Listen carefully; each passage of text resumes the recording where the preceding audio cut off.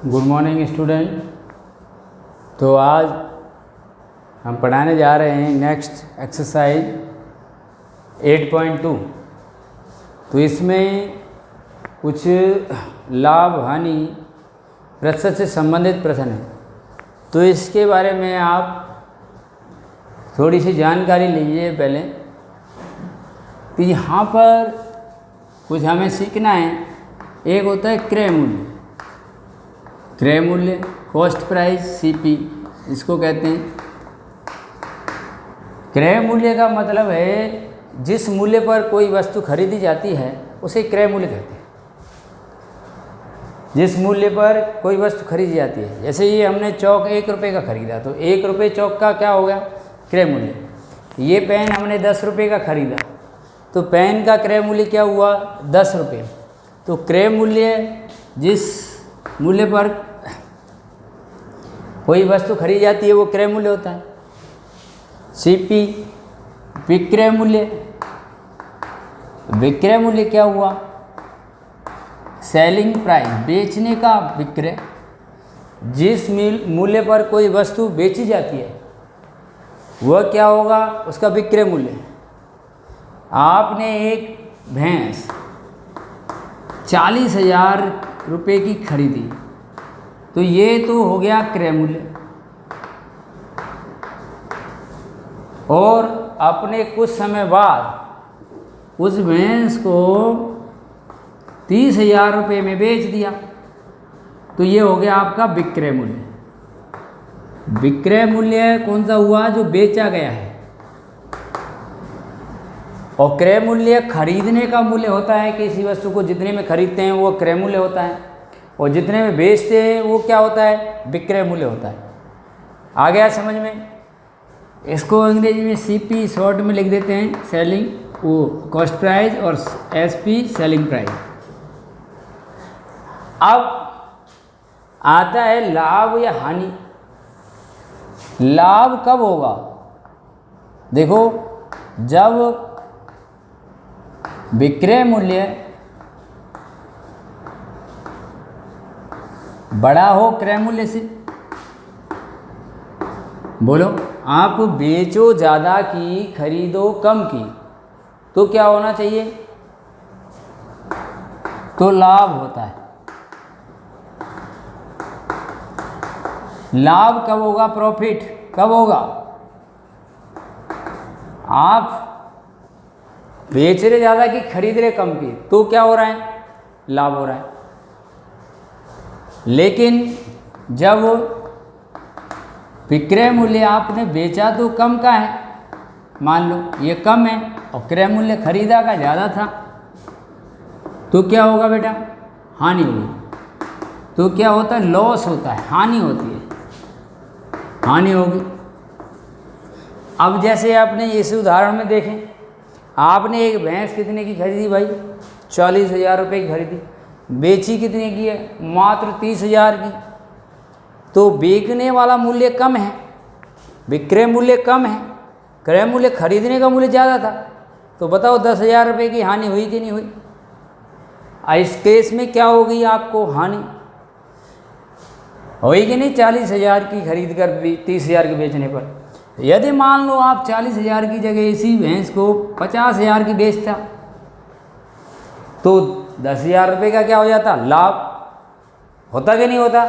तो अब बताइए लाभ कैसे निकलता है? लाभ प्रॉफिट कैसे निकलता है? विक्रय मूल्य में से, विक्रय बेचने वाले में से क्रय मूल्य घटा दो, लाभ निकल आता है। खरीदने का मूल्य घटा दें, चूँकि बेचेंगे ज़्यादा की खरीदेंगे कम की तभी लाभ होता है। और प्रतिशत लाभ निकालना है आपको तो हम क्या करते हैं? लाभ जिसका भी प्रतिशत निकालते हैं उसको ऊपर लगाते हैं, जिसमें से निकालते हैं उसको नीचे लगता है। तो लाभ और हानि की गणना सदैव क्रय मूल्य पर की जाती है। कौन से मूल्य पर की जाएगी? क्रय मूल्य पर। लाभ और हानि, प्रॉफिट और लॉस किस पर कैलकुलेट किए जाते हैं? क्रय मूल्य पर किए जाते हैं। तो नीचे क्या लगा होगा? यहाँ पर क्रय मूल्य, और परसेंट निकालते हैं वहाँ 100 में से निकलता है, इसलिए 100। किसी भी चीज़ का परसेंट निकालना है। जैसे मान लो आपका 500 का टोटल है मार्कशीट का, आपको 300 नंबर आए तो कितना परसेंट आए, तो 300, और कितने में से निकालना है, बटे 500 गुणा 100 नंबर आ जाएंगे। आपका मैंने टेस्ट लिया 10 नंबर का, आपके 8 नंबर आए तो 8 कितने में से आए, 10 में से, गुणा 100 परसेंट हो जाएगा, यानी आपके 80% नंबर आए। तो ऐसे ही इसमें हम क्या निकाल रहे हैं, यहाँ भी ठीक वही हो रहा है कि लाभ निकाल रहे हो तो लाभ ऊपर लगाओगे, क्रय मूल्य नीचे लगाओगे, गुणा 100, ठीक है। और लाभ कैसे निकलता है ये, और प्रतिशत लाभ कैसे निकलेगा, ऐसे। ऐसे ही हानि बेटा, हानि इक्वल टू क्या होती है, अब हानि कब होती है अभी बताया, जब क्रय मूल्य बड़ा हो। तो यहाँ पर हानि में क्रय मूल्य में से घटाते हैं, क्रय मूल्य खरीदें ज़्यादा की और विक्रय मूल्य बेचें कम की, तो हानि होगी। उस दिशा में जैसे अभी हमने ये बताई थी, ये 40,000 की भैंस थी, 30,000 की बेची, या पहले केस में 30,000 की बेची थी, तो अब इसमें से इसको घटाओगे तो 10,000 की हानि हुई, 40 माइनस 30, तो क्रय में से विक्रय घटाएगा, क्रय मूल्य में से विक्रय घटाएंगे तो हानि आ जाएगी। अब प्रतिशत हानि, प्रतिशत हानि का मतलब है ये तो कुल पर हानि हुई है, 100 में से कितनी हानि हुई, 100 रुपये पर कितनी हानि, ये प्रतिशत का मूल्य मतलब। तो यहाँ पर जिसका भी प्रतिशत निकालते हैं, आपको पता है हानि का प्रतिशत निकाल रहे हैं तो हानि ऊपर लगाएंगे। और लाभ और हानि की गणना हमेशा कौन से मूल्य पर की जाती है, क्रय मूल्य पर। तो यहाँ क्रय मूल्य ही नहीं आएगा, इसमें भी क्रय मूल्य आया था लाभ की गणना के लिए, क्रय मूल्य, और 100 में से निकालते हैं 100, तो ये निकल जाएगा। अब और देखते हैं, मान लीजिए आपको क्या, यहाँ पर ये 1 नंबर डाल देता हूँ मैं, 2, 3, 4, 5 में। मान लो आपको विक्रय मूल्य निकालना है, ठीक है, प्रतिशत लाभ या हानि दी है आपको, तो कैसे निकलेगा, तो यहाँ लिखेंगे हम 100 प्लस लाभ प्रतिशत, प्रतिशत लाभ यहाँ लगेगा बटे 100 इंटू क्रय मूल्य, तो क्या निकल जाएगा आपका, विक्रय मूल्य निकल जाएगा। ये सूत्र कब लगेगा, जब आपको क्रय मूल्य दिया हो और प्रतिशत लाभ दिया हो। जैसे लिख दिया, एक वस्तु को हमने 20,000 रुपये में खरीदा, कितने में खरीदा, 20,000 रुपये में खरीदा, उस पर 25% लाभ कमाने के लिए, 25% लाभ प्राप्त करने के लिए उसको कितने में बेचा जाए, यानी 25% लाभ लेना है तो कितने में बेचें, तो विक्रय मूल्य निकाला जाएगा। अब तो ये फॉर्मूला काम आएगा, यहाँ 100 प्लस लाभ कितना ले, 25% गुणा कितना है, यहाँ 20,000 बटे, तब ये सूत्र काम आएगा। ऐसे ही मान लो हानि निकालनी है, तो विक्रय मूल्य बराबर, यहाँ लाभ की जगह हानि है तो माइनस हो जाएगी, क्या लग जाएगा, ये चिन्ह माइनस हो जाएगा, बटे 100 इंटू, ये हानि प्रतिशत में ही आएगी, क्रय मूल्य। तो ये कुछ सूत्रों से आप काम चला सकते हो। अगर यहाँ पर क्रय मूल्य होगा, क्रय मूल्य निकालना हो 7वें में, जैसे यहाँ पर क्रय मूल्य निकालना है हमें, विक्रय मूल्य दिया है तो उल्टा काम कर दो, इसको पलट दो, 100 बटे 100 प्लस लाभ नीचे आ जाएगा। अब यहाँ पर आ जाएगा विक्रय मूल्य, ये कब लगेगा, ये फॉर्मूला कब लगेगा, जिस सवाल में विक्रय मूल्य और लाभ दिया हो तो ये लग जाएगा। क्रय मूल्य पूछ रहा हो ये कब लगेगा? जिसमें लाभ और क्रय मूल्य दिया हो, विक्रय पूछ रहा हूँ। तो ऐसे ही कुछ ये आना चाहिए। जिस वस्तु को जिसने में खरीदे, ये डस्टर 20 रुपये का खरीदा हमने, तो 20 रुपये इसका हो गया क्रय मूल्य, और इसको 5 रुपये में बेच दिया खराब होने पर, तो ये हो गया विक्रय मूल्य। अब इसमें बताओ लाभ हुआ या हानि? अब ठीक है, 20 रुपये का खरीदा, 5 रुपये का बेच रहे हो, तो क्या हो रहा है भाई? हानि हो रही है। कितने की हानि हो रही है? विक्रय क्रय मूल्य में से विक्रय मूल्य घटा दो, 20 में से 5 घटाया, 15 रुपये आया, हानि होगी। तो ये है यहाँ पर। अब इसके हम 1-2 सवाल देखते हैं। ये तो आवश्यक फॉर्मूले हैं, इनको याद करना है। अब कुछ देखते हैं। एक व्यक्ति के वेतन में 10% की वृद्धि होती है। एक व्यक्ति का वेतन है, जैसे तुम्हारे पापा सर्विस करते हैं मान लो, उनका जो सैलरी थी उसमें इस साल 10% की वृद्धि हो गई। यदि उसका नया वेतन यानी अब वर्तमान का 1,54,000 है, तो मूल वेतन कितना था? पहले कितना था? 1 साल पहले, ये निकालना है। यानी ये 10% बढ़ के वेतन है। तो आप मान लीजिए पहला वेतन उनका माना, मूल वेतन मान लो भाई X रुपये पहले। अब वर्तमान में वेतन क्या है? देखो प्रश्नानुसार मूल वेतन में, मूल वेतन है प्लस वेतन वृद्धि है 10% की, और तब वर्तमान वेतन बन रहा है कि नहीं? बताओ। अरे पुराना वेतन मान लो X रुपये था, और इसमें कितनी % की वृद्धि हुई? 10% की वृद्धि हुई है। तो भाई यहाँ लिख दो X का 10%, X का कितना लिखोगे? 10% बराबर कितना हो गया? 1,54,000। बोलो, वो कह रहा है कि नया वेतन 1,54,000 है। पहला वेतन कितना मान लिया हमने? X। अब भाई इस साल वेतन बढ़ा है ना 10%, तो X का 10% क्या करना चाहिए आपको? इसमें जोड़ दो, क्योंकि जब वेतन बढ़ा है तो जुड़ेगा, घटा है तो घटेगा, तो बढ़ा दिया। अब X प्लस X का, मैं कह रहा हूँ का होता है वहाँ गुणा लगा देते हैं, और % हटाते हैं, वहाँ नीचे 100 आता है। का को किस में बदल देते हैं? गुणा में। अब 1 0 से 1 0 कट गया भाई, तो ये क्या आया तुम्हारा? अब नीचे, इसके नीचे कुछ नहीं है, 1 मान लो। अब 10 और 1 का ऐसे ले लो 10।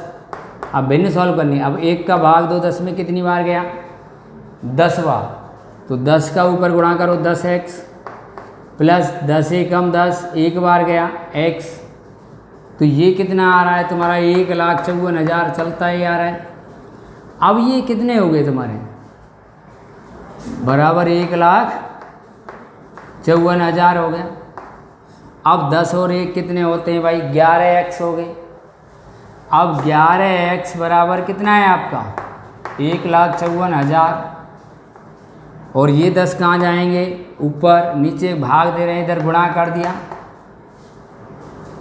तो अब x बराबर निकालोगे तो इधर x क्या कर रही है? 11 में गुणा, इधर लोगे तो भाग। 11 का भाग दे, 11 से काट दो, इसमें 11 एकम 11 बचेंगे 4, 11 से 44 4, और ये 3 0 ये रहे, देखो 1 चौथा ये रहा। तो पहले का वेतन कितना आ गया? 1,40,000 आया। कितना आया? 1,40,000, ये आंसर होगा। यदि आप ऐसे नहीं करते तो आप दूसरी तरह से कर लेते हैं। मान लीजिए, माना मूल वेतन आपका x मान लो, यहाँ नीचे कर देता हूँ। इसी सवाल को दूसरी तरह से कर रहा हूँ। माना मूल वेतन, ऐसे लिख सकते हो, मूल वेतन कितना है? 100 रुपये। तो वर्तमान कितना हो जाएगा बेटा? 10% की वृद्धि हुई है। 10% वृद्धि, परसेंट का मतलब 100 पर 10 की वृद्धि हुई। 100 रुपये, परसेंट का मतलब होता है 100 में से कोई चीज़ कितनी बढ़ी है या घटी है, वो परसेंट होता है। तो ये कितना है? 10%। तो 10% 100 पर, तो 100 तो वो ही हो गया, प्लस 10 कितना हो गया? 110 रुपये हो गए। अब यहाँ लिख दोगे, चूंकि जब वर्तमान वेतन 110 रुपये है तो मूल वेतन कितना है? 100 रुपये। जब 1 रुपये होगा वर्तमान वेतन तो मूल वेतन कितना होगा? 100/110। जब मूल वेतन कितना है? 1,54,000, तो वर्तमान तो यहाँ पर जब वर्तमान वेतन कितना है? 1,54,000, तो अब मूल वेतन निकालना था, तो मूल वेतन आएगा 100/110 गुणा 1,54,000। अब देखो 1 0 से 1 0 काट दो, 11 से ये कट के 11 कम 11 बचा 4, 11 से 44। अब क्या करेंगे? इन दोनों का गुणा करें, कितना आएगा? तो 1,40,000 ही आया। 2 0 जो 1 0 ये आ जाएगा, इसके वाला 110 वाला कितना आया? 1,40,000। तो यहाँ पर भी क्या होगा? वही उत्तर आया। तो आप x मान के कर सकते हो, 100 मान के कर सकते हो। कई बच्चों को 100 से समझ में आता है। मान लिया मूल वेतन पहले का 100 मान लिया, अब 10% बढ़ गया तो 110 हो गया। तो जब अब वर्तमान में वेतन कितना है? 110, तो पहला पुराना कितना था? 100। मान लो वर्तमान में आज 1 रुपये मिल रहा होता तो कितना मिलेगा? ये नीचे आ जाता है 100/110। अब वर्तमान में कितना मिल रहा है? 1,54। तो अब पहले कितना होगा? तो गुणा कर दिया 110 से काट दिए और इन दोनों का गुणा कर लिया, कितना आया? 1,40,000। तो ऐसे भी कर सकते हैं और ऐसे भी कर सकते हैं, दोनों तरह से कर सकते हैं। नेक्स्ट क्वेश्चन लेते हैं। नेक्स्ट क्वेश्चन है, रविवार को 845 व्यक्ति चिड़ियाघर देखने गए। चिड़ियाघर जिसमें पक्षी, जानवर, शेर, चीते ये होते हैं, चिड़ियाघर जू देखने गए। 845। सोमवार को कितने गए? वो रविवार को कितने गए? रविवार को कितने गए? 845। और सोमवार को कितने गए? 169। बहुत कम हो गई संख्या। तो ये कह रहा है सोमवार को कम गए यहाँ, तो बताओ सोमवार को व्यक्तियों की संख्या में कितने प्रतिशत की कमी आई? कितनी कमी आई ये तो घटा के निकाल लेंगे। अब प्रतिशत का मतलब क्या है? 100 में से कितने की कमी आई वो देखना है अपन को। तो यहाँ देखो, तो पहले सोमवार को कमी निकालते हैं। सोमवार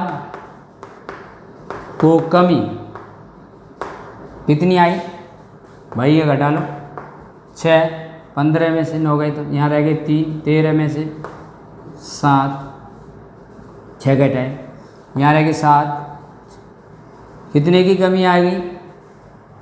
676 लोगों में। यहाँ 15 हो गया, 15 में से 9 घटाए 6 बचा, यहाँ 13 में से 6 घटाए 7 बचा, यहाँ 7 रह गया, 1 घटाए 6 बचा। अब ये तो कमी हो गई, सोमवार को इतनी कमी हो गई। तो प्रतिशत कैसे निकलता है? अभी यहाँ बता रहा था मैं, जिसका भी प्रतिशत निकालना है उसको ऊपर रखते हैं, चाहे हानि का हो चाहे लाभ का हो, जिसमें से निकालना है उसको नीचे रखते हैं, गुणा 100 कर देते हैं। तो करिए। तो सोमवार को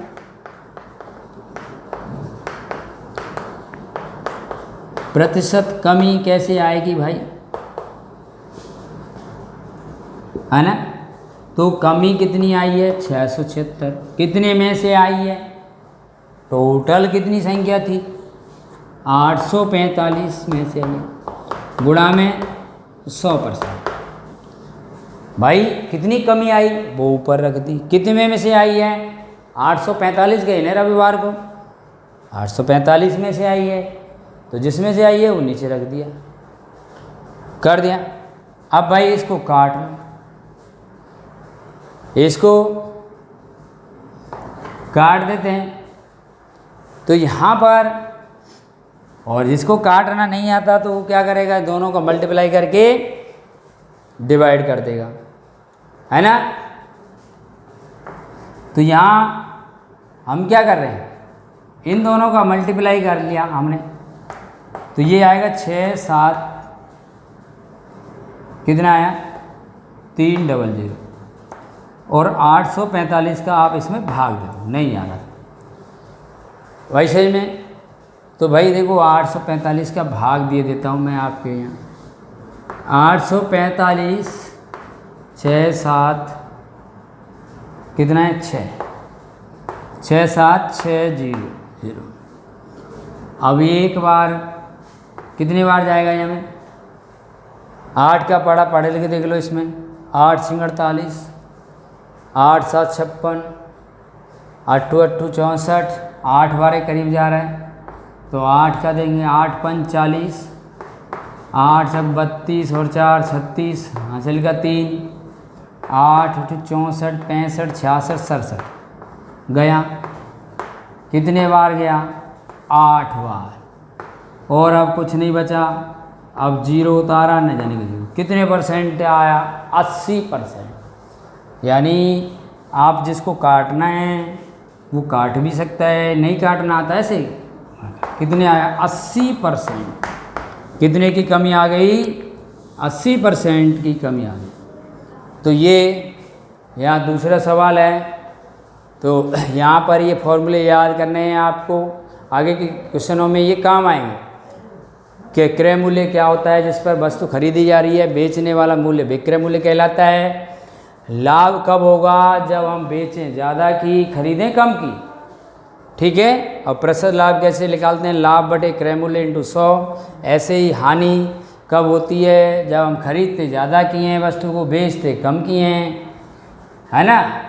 मान लो ये आपने 10 रुपये का पेन खरीदा, 5 रुपये में बेच दिया, तो हानि हो गई 5 रुपये की, ठीक है। और प्रतिशत हानि कितनी होगी, हानि बटे क्रय मूल्य 5/10 गुणा 100, ये प्रतिशत हानि निकल जाएगी। ऐसे अब आपको लाभ, प्रतिशत लाभ और क्रय मूल्य दिया है तो इस सूत्र का इस्तेमाल करोगे, अरे आपको प्रतिशत हानि और क्रय मूल्य दिया है तो इस सूत्र का इस्तेमाल करो। तो यहाँ से हम देखेंगे कौन सा फॉर्मूला लगेगा इसमें से।